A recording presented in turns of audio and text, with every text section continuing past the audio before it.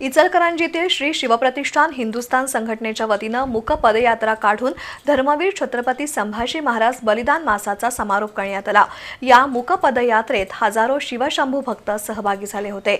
त्यामध्ये मुली आणि महिलांची संख्याही लक्षणीय होती। गेल्या 23 वर्षांपासून श्री शिवप्रतिष्ठान हिंदुस्थानच्या वतीनं इचलकरंजीत छत्रपती संभाजी महाराज बलिदान मास पाळला जातो। या निमित्त हजारो युवक युवतींनी आपल्या आवडत्या पदार्थाचा त्याग केला होता। बलिदान मासाच्या समारोपानिमित्त बुधवारी सायंकाळी इचलकरंजीत मूक पदयात्रा काढण्यात आली।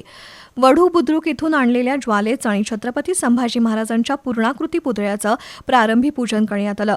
महापालिकेच्या आयुक्त पल्लवी पाटील, नगरसेवक रवींद्र माने, नगरसेविका रूपा बुगड, सागर चाळके, अमृत भोसले, मधुकर मुसळे यांच्यासह हजारो कार्यकर्ते यावेळी उपस्थित होते। प्रेरणा मंत्र म्हणून या मूक पदयात्रेला प्रारंभ झाला।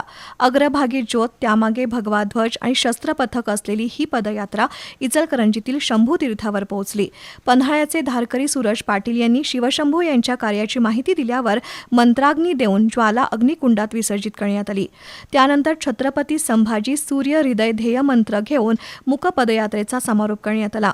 त्यामध्ये प्रसाद जाधव, मंगेश मस्कर, सूरज इंगळे, सोमनाथ काशीद, ॲडव्होकेट समीर मुदगल, सुशांत घोरपडे, श्रीकांत पवार यांच्यासह महिला आणि तरुण धारकरी सहभागी झाले होते।